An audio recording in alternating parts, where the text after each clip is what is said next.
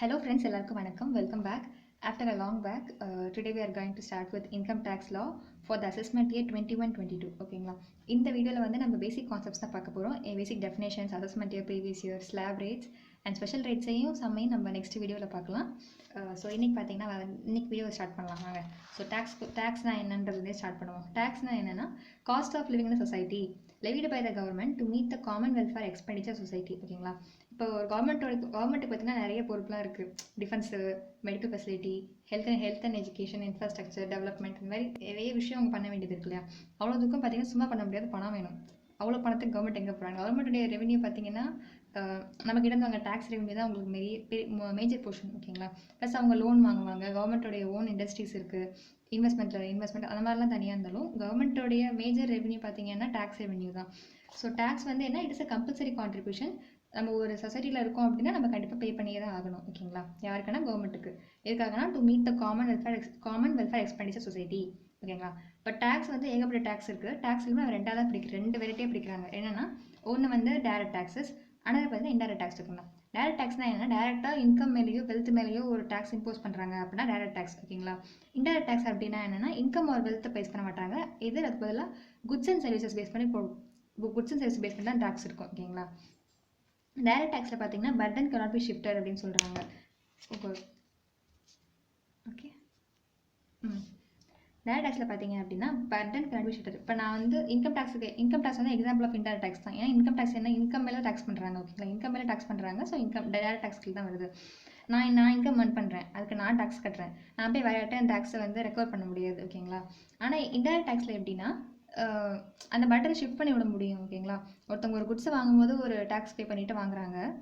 மறுபடியும் அந்த குட்ஸ் அவங்க வேறு இன்னொருத்தவங்களுக்கு கைமாற்றி விடும்போது அந்த டேக்ஸ் அவங்களால மறுபடியும் என்ன பண்ண முடியும், ரெக்கவர் பண்ண முடியும். எண்ட் யூசர் தான் அஃப்கோர்ஸ் அதை பேர் பண்ண போகிறாங்க. ஸோ டேரக்ட் டேக்ஸில் இன்னொரு பாயிண்ட் என்னென்னா இட் இஸ் ப்ரொக்ரெசிவ் இன் நேச்சர்னு சொல்லுவாங்க. இன்கம் அதிகமாக டேக்ஸும் அதிகமாகும். இன்கம்னு சொல்ல முடியாது, இங்கே இன்கம் டேக்ஸை நான் எக்ஸாம்பிள் சொல்கிறேன். ஓகேங்களா? டேரக்ட் டேக்ஸில் பார்த்தீங்க அப்படின்னா எல்லாருக்குமே ஒரே ரேட்டு தான். ஓகேங்களா? இப்போ நான் நோட்டு வாங்குறேன்னா எனக்கும் சரி உங்களுக்கும் சரி எல்லாருக்குமே அந்த நோட்டுக்கு வந்து அந்த குட்ஸுக்கு அந்த ரேட்டு தான். ஓகேங்களா? அது பர்சன்ட்லாம் சேஞ்ச் ஆகாது, இன்கம் பேஸ்மெண்ட்லாம் சேஞ்ச் ஆகாது. அண்ட் டேரக்ட் டேக்ஸ் பொறுத்த வரைக்கும் progressive in nature, indirect tax வந்து ரெக்ரெசிவ் இன் நேச்சர்னு சொல்லுவாங்க. ஓகேங்களா? So tax indirect tax, direct tax 2 variety முடிஞ்சு போச்சு. இப்போ நெக்ஸ்ட்டு பார்த்தீங்கன்னா பார்க்க போகிறது கான்ஸ்டியூஷன் வேலிடிட்டி. ஓகேங்களா? இந்தியன் கான்ஸ்டியூஷன் வந்து பார்த்தீங்கன்னா அதான் சுப்ரீம் லா, சுப்ரீம் அத்தாரிட்டி எல்லாமே. இந்தியாவில் வந்து ஹையஸ்ட் அத்தாரிட்டி யாருக்கு இருக்குது அப்படின்னா கான்ஸ்டியூஷன் தான் இருக்குது. ஓகேங்களா? அரசியலமைப்பை தாண்டி எதுவுமே இங்கே நடக்க முடியாது. ஸோ அதில் வந்து ஒரு விஷயம் சொல்லியிருந்தால் தான் நம்மளால் அதை செய்ய முடியும். ஓகேங்களா? Anything which ultra vires the constitution it is void. ஓகேங்களா? It becomes void. So article 265 என்ன சொல்லியிருக்காங்க, ஆர்டிக்கலுங்கிறது வேறு ஒன்றும் இல்லை, நம்ம செக்ஷன்ஸ் படிச்சிருப்போம் ஒவ்வொரு ஆக்ட்லேயும். இப்போ கான்ட்ராக்ட் ஆக்ட், பார்ட்னர்ஷிப் ஆக்ட்னா இல்லை செக்ஷன்ஸ் இருக்க மாதிரி கான்ஸ்டியூஷனில் வந்து ஆர்டிகல்ஸ் அப்படின்னு சொல்லுவாங்க. ஸோ ஆர்டிகல் 265 என்ன சொல்லியிருக்காங்க அப்படின்னா no tax shall be levied or collected except by the authority of law. அதாச்சும் ஒழுங்கான ஒரு லா இல்லாமல் நம்மளால் என்ன பண்ண முடியாது, நம்மளால் டேக்ஸ்லாம் வாங்க முடியாது சொல்கிறாங்க. லா யார் பாஸ் பண்ணுவாங்க அப்படின்னா கவர்மெண்ட்ஸ் தான் பாஸ் பண்ணுவாங்க. சென்ட்ரல் கவர்மெண்ட், ஸ்டேட் கவர்மெண்ட் தான் பாஸ் பண்ணுவாங்க. ஸோ எந்த விஷயத்தில் யார் வந்து லா பாஸ் பண்ணிக்கலான்றத அந்த அதிகாரத்தை வந்து பிரிச்சிருக்காங்க. எங்கே பிரிச்சிருக்காங்க அப்படின்னா 7th ஷெட்யூல் டு ஆர்டிகல் 246 வந்து பிரிச்சிருக்காங்க, கான்ஸ்டியூஷன்லேயே பிரிச்சிருக்காங்க. ஓகேங்களா? அங்கே வந்து ஒரு 3 லிஸ்ட் கொடுத்துருக்காங்க. என்ன லிஸ்ட் அப்படின்னா union list, state list, concurrent list, list 1, list 2, list 3. சரிங்களா? இங்கே என்ன விஷயம் அப்படின்னா இந்தியா ஒரு பெரிய கண்ட்ரி. ஓகேங்களா? ஸோ எந்த விஷயத்த யார் வந்து கண்ட்ரோல் பண்ண போகிறாங்க, எந்த விஷயத்த யார் பார்த்துக்க போகிறாங்கன்றதை பிரிச்சுக்கிறாங்க. விச் மீன்ஸ் இந்த கோட்டை தாண்டி நீங்கள் வரக்கூடாது, நானும் வரமாட்டேன் அப்படின்ற அந்த கான்செப்ட் தான் எங்கேயுமே. ஓகேங்களா? யூனியன் லிஸ்ட்டு கீழே ஒரு விஷயம் வந்துருச்சு அப்படின்னா அந்த விஷயத்தை யார் கண்ட்ரோலில் வச்சுப்பாங்கன்னா யூனியன் கவர்மெண்ட் கண்ட்ரோலில் வச்சுப்பாங்க. ஓகேங்களா? அந்த விஷயத்துக்குள்ளே போய் ஸ்டேட் கவர்மெண்ட் உள்ளே போக முடியாது. ஸ்டேட் கவர்மெண்ட் கிட்ட ஒரு விஷயத்த கொடுத்துட்றாங்க, அதான் ஸ்டேட் லிஸ்ட்டில் இருக்கும். ஓகேங்களா? இப்போ அக்ரிகல்ச்சர் இன்கம்லாம் இங்கே தான் இருக்குது, ஸ்டேட் லிஸ்ட்டு தான் இருக்குது. ஓகேங்களா? அந்த விஷயத்துக்கு யார் கண்ட்ரோல் இருக்குது, ஸ்டேட் கவர்மெண்ட்டாக கண்ட்ரோல் இருக்குது. கன்கரண்ட் லிஸ்ட்டை பார்த்தீங்க அப்படின்னா 2 பேர்கிட்டையுமே கண்ட்ரோல் இருக்கும். சென்ட்ரல் கவர்மெண்ட், ஸ்டேட் கவர்மெண்ட் 2 பேருமே பார்த்தீங்க அப்படின்னா அந்த விஷயத்தில் வந்து ஆக்ட் பாஸ் பண்ணிக்கலாம். ஆனால் இப்போ ஒரே விஷயத்தில் வந்து 2 பேருமே முரண்பாடாக இருக்காங்க. விச் மீன்ஸ் ஒத்து போகல. இப்போ எஜுகேஷன் பார்த்தீங்க அப்படின்னா இங்கே தாங்க இருக்குது, கன்கரண்ட் லிஸ்ட்டில் தான் இருக்குது. ஒரு சேம் மேட்டரில் வந்து யூனியன் கவர்மெண்ட் சொல்கிறதும் ஸ்டேட் கவர்மெண்ட் சொல்லிட்டு ஒத்து போகலை அப்படின்னா கன்கரண்ட் லிஸ்ட்டில் என்ன பண்ணுவாங்கன்னா யூனியன் கவர்மெண்ட் தான் பெரிய கவர்மெண்ட் இல்லைங்களா? ஸோ அவங்க சொல்கிறது தான் அப்ளிகபிள். ஸ்டேட் கவர்மெண்ட் வந்து விட்டு கொடுத்து போகணும். ஓகேங்களா? இப்போ அதெல்லாம் தேவையில்லை, நம்ம இங்கே வருவோம். இன்கம் டேக்ஸ் எங்கே இருக்குது அப்படின்னா யூனியன் லிஸ்ட்டில் இருக்குது. என்ட்ரி 82 சொல்லுவாங்க, item 82. Income on taxes, income இல்லை, taxes on income other than agriculture income, which means agriculture income தவிர்த்து மற்ற இன்கத்துக்குலாம் யார் டேக்ஸ் பண்ண போகிறாங்க? Union government income tax. Okay, அடுத்தது இங்கே நெக்ஸ்ட் பார்த்தீங்கன்னா காம்பனன்ட்ஸ் ஆஃப் இன்கம் டேக்ஸ் பார்க்க போகிறோம். இன்கம் டேக்ஸ் லாவில் என்னென்னலாம் இருக்குது அப்படின்னு பார்க்க போகிறோம். இன்கம் டேக்ஸ் லாவில் வந்து 5 காம்பனன்ட்ஸ் இருக்குங்க. ஓகேங்களா, 5 சோர்ஸஸ் இருக்குது. ஃபஸ்ட்டு பார்த்தீங்க அப்படின்னா income tax act 1961, annual finance act, income tax rules 1962, circulars and notifications, judicial decisions of the court. ஓகேங்களா, இன்கம் டேக்ஸ் ஆக்ட் தான் பார்த்தீங்கன்னா ப்ரைமரி டாக்குமெண்ட். ஓகேங்களா, Bhagavad Gita of Indian income tax law அப்படி சொல்லலாம். ஸோ இன்கம் டேக்ஸ் ஆக்ட் 1961 எப்போலேருந்து இருக்குது அப்படின்னா, எப்போலேருந்து எஃபெக்டிவ்ல இருக்குது அப்படின்னா becomes effective from 1/4/1962. ஓகேங்களா, ஆனுவல் ஃபினான்ஸ் ஆக்ட் அப்படின்னா வேறு ஒன்றும் இல்லை, யூனியன் பட்ஜெட் தான். இப்போ தானே கீழே பார்த்தோம், யூனியன் லிஸ்ட்டில் தான் கொடுத்துருக்காங்க. யூனியன் லிஸ்ட் தான் கொடுத்துருக்காங்க இன்கம் டேக்ஸ். எப்படி கொடுத்துருக்காங்கன்னா taxes on income other than agriculture income, entry number 82 அப்படின்னு பார்த்தோம் கீழே. ஸோ யார்கிட்ட பவர் இருக்குது? இன்கம் டேக்ஸோடைய அத்தாரிட்டி யார்கிட்ட இருக்குன்னா யூனியன் கவர்மெண்ட் கிட்ட தான் இருக்குது. ஸோ வருஷம் பார்த்தீங்க அப்படின்னா நிறைய அமெண்ட்மெண்ட்ஸ்லாம் கொண்டு வருவாங்க. எது மூலியமாக அப்படின்னா ஆனுவல் ஃபினான்ஸ் ஆக்ட் மூலியமாக. ஓகேங்களா, பார்லிமெண்ட் இருக்குல்ல, பார்லிமெண்ட்னா லோக்சபா, ராஜ்யசபா, பிரசிடென்ட் 3 பேர் சேர்ந்து தான் பார்த்தீங்கன்னா பார்லிமெண்ட்டில் வந்து ஒவ்வொரு வருஷமும் பில்லு வந்து கொண்டு வராங்கல்ல ஃபினான்ஸ் மினிஸ்டர். அவங்க கொண்டு வந்து அப்புறமா பாஸ் பண்ணி அதை ஆக்ட் ஆனதுக்கப்புறமா அதில் இருக்க சேஞ்சஸ்லாம் எங்கே வந்து ரிஃப்ளெக்ட் ஆகும்னா இங்கே இன்கம் டேக்ஸ் ஆக்டில் ரிஃப்ளெக்ட் ஆகும். சரிங்களா, இந்த ரேட்ஸ் எல்லாம் மாற்றுறாங்களா, ஸ்லாப் ரேட் மாற்றுறாங்க, அந்த நிறைய விஷயம் எல்லாமே இங்கே வரும். ஒரு 4 பார்ட் இருக்கும், நம்ம அதை புக்கில் பார்த்துக்கலாம். Income tax rules and service notification இதெல்லாம் யார் ரிலீஸ் பண்ணுவாங்க பார்த்தா CBDTன்னு சொல்லுவாங்க, central board of direct taxes. பார்த்தீங்கன்னா டைரக்ட் டாக்ஸஸ் இங்கே பார்த்தோம்ல, டைரக்ட் டாக்ஸஸ் எல்லா income taxes also direct tax. ஓகேங்களா, ஸோ அதெல்லாம் பார்த்துக்கிறத யார் அட்மினிஸ்ட்ரேட் பண்ணுறாங்க அப்படின்னா central board of direct taxes. ஓகேங்களா, அடுத்து judicial decisions of the court, case laws. இப்போ நிறைய பிரச்சனைலாம் வரும். அப்போ அந்த மாதிரிலாம் வரும்போது நம்ம கோர்ட்டுக்கு போகிறோம் இல்லைங்களா. இப்போ ஹைகோர்ட்டில் வந்து ஒரு தீர்ப்பு சொல்கிறாங்க, ஒரு கேஸில் வந்து முடியுது அப்படின்னா ஹைகோர்ட்டோடைய ஜுடிஷியேஷன் என்ன இருக்கோ அந்த லிமிட்டுக்கு பூரா பார்த்தீங்கன்னா அவங்க சொல்கிற அந்த கிளாரிஃபிகேஷனோ ஏதோ ஒன்று வந்து அப்ளிகபிள் ஆகும். அது சுப்ரீம் கோர்ட் ஒன்று சொல்கிறாங்க அப்படின்னா அது it becomes the law of the land. India பூராமே அந்த விஷயத்தை கேட்டு தான் ஆகணும். ஓகே, தென் பார்க்க போகிறது என்னென்னா டெஃபினேஷன்ஸ் பார்க்க போகிறோம். ஓகேங்களா, முக்கியமான டெஃபினேஷன்ஸ் தான், எல்லாமே சிம்பிளாக தான் இருக்கும். ஃபஸ்ட்டு பார்த்தீங்கன்னா பார்க்க போது அசசினா யார், அசசினா என்ன, அசசினா யார்? Assessee means the person who earns the income and pays tax to the government under the income tax act. யார் வந்து இன்கம் ஏர்ன் பண்ணுறாங்களோ அவங்க இன்கம் டேக்ஸ் கட்டணும், அவங்க தான் அசசி. Okay, simple. The அசசி means a person who earns the income. யார் income earn பண்ணுறாங்களோ அவங்க தான் இன்கம் டேக்ஸ் கட்டணும் கவர்மெண்ட்டுக்கு, அவங்க தான் யார் அசசி. That's all. அசஸ்மெண்ட் அப்படின்னா என்னென்னா it is the process by which the income of a assessee is determined by the assessing officer. Assessing ஆஃபீஸர்னா யாருன்னா இன்கம் டேக்ஸ் அத்தாரிட்டி அப்படி வச்சுக்கோங்க. ஓகேங்களா, it is a process by which the income of the assessee. அசசினா என்ன சொன்னேன், income earn பண்ணுறவங்க அசசின்னு சொன்னேன். ஓகேங்களா, இங்கே என்ன சொல்கிறாங்கன்னா இன்கம் ஏர்ன் பண்ணுறவங்களுடைய இன்கம் இதான்ப்பா அப்படின்னு சொல்கிறாங்கல்ல, அந்த ப்ராசஸ் தான் என்னென்னா அசஸ்மெண்ட் அப்படின்னு சொல்கிறாங்க. அசஸ்மெண்ட் டெஸ்ட்லாம் கூட எழுதிருப்போம் நம்ம, என்ன ஓகே ஒத்து வருமானு பார்க்குறது அந்த மாதிரி. ஓகே, தென் பர்சன்னா என்னென்னு பார்க்கலாம். பர்சன் இன்க்ளூட்ஸ், மேலே பார்த்தோம் அசசி மீன்ஸ் அ பர்சன், பர்சன்னு பார்த்தோம். பர்சன்னா நம்ம நார்மலாக ஹியூமன் பீயிங் நடப்போம், ஆனால் இங்கே வந்து கொஞ்சம் வைடர் வியூ பர்சனுக்கு. ஓகேங்களா, என்ன சொல்லியிருக்காங்கன்னா ஒரு 7 பாயிண்ட் கொடுத்துருக்காங்க பாருங்கள். Individual, HUF, company, firm, AOP, BOI, local authorities, artificial judicial person. ஓகேங்களா, இண்டிவிஜுவல் அப்படின்னா male, female, minor, lunatic, unsound mind அந்த மாதிரி இருக்காங்கல்ல, எல்லாருமே பார்த்தீங்கன்னா இண்டிவிஜுவலுக்குள்ளே வந்துடுவாங்க. ஃபைன். ஹெச்யூஎஃப் அப்படின்னா என்ன, ஹிந்து அன்டிவைடட் ஃபேமிலி.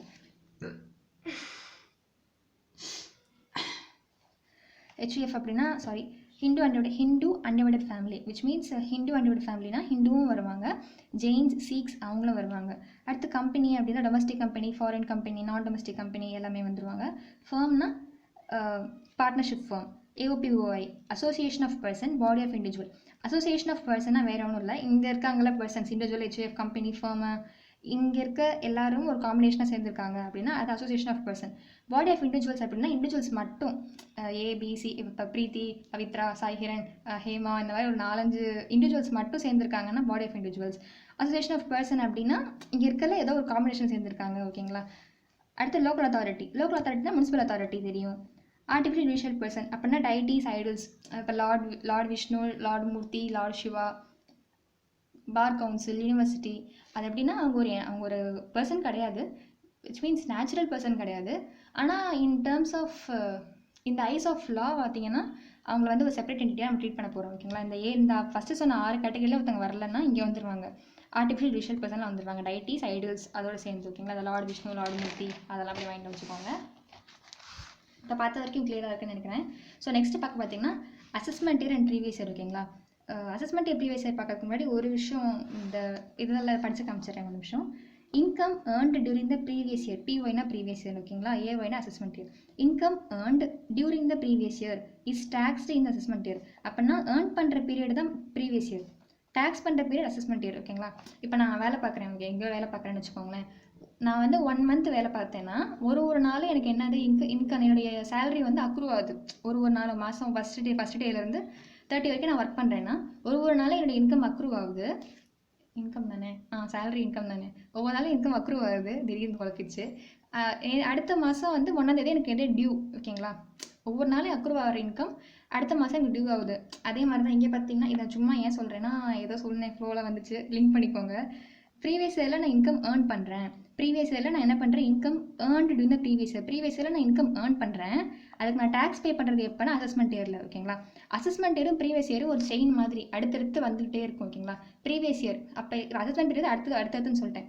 ப்ரீவியஸ்னால என்ன முன்னாடி, so previous year assessment year, previous year assessment year. இங்கே பாருங்களேன், ப்ரீவியஸ் இயர் 2020, 21. அசஸ்மெண்ட் இயர் என்ன 2021, 22. 2021 நான் இன்கம் ஏர்ன் பண்ணுறேன். 1/4/20லேருந்து 31/3/21 வரைக்கும் நான் என்ன பண்ணுறேன், ஒரு நாளும் சம்பாரிச்சு ஏதோ இன்கம் ஏர்ன் பண்ணிகிட்டு இருக்கேன் அந்த ப்ரீவியஸ் இயரில்.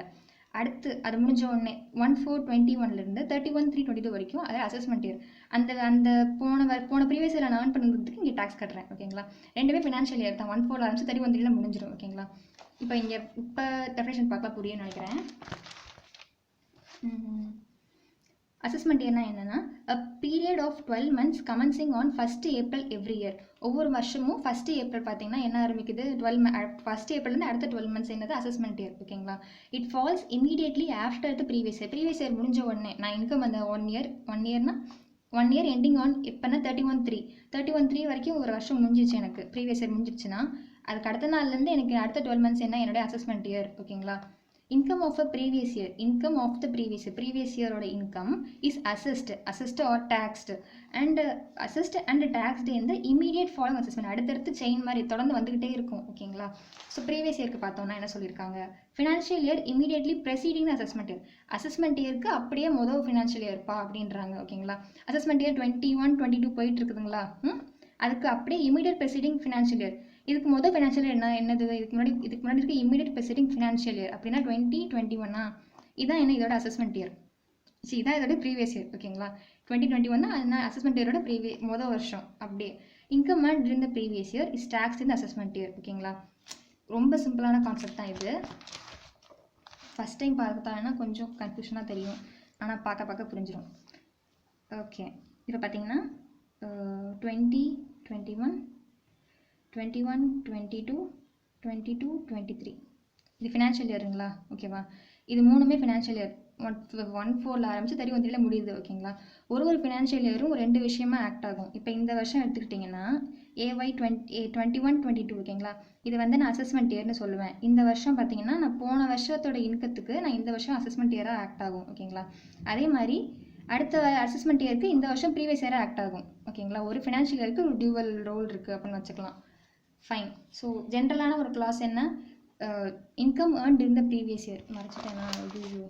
Okay, income earned during the previous year is taxed in the assessment year. ஓகேங்களா, இது நார்மல் டேர்ம்ஸில். ஃபைன். இப்போ இன்னொரு பாயிண்ட் ஒன்று இருக்குது. அசஸ்மெண்ட் இயர் வந்து பார்த்தீங்கன்னா கண்டிப்பாக 12 months இருக்குங்க. இங்கே பாருங்கள், a period of 12 months அப்படின்னு ஒரு பாயிண்ட் இருக்குது. a period of 12 months commencing on the 1st April every year.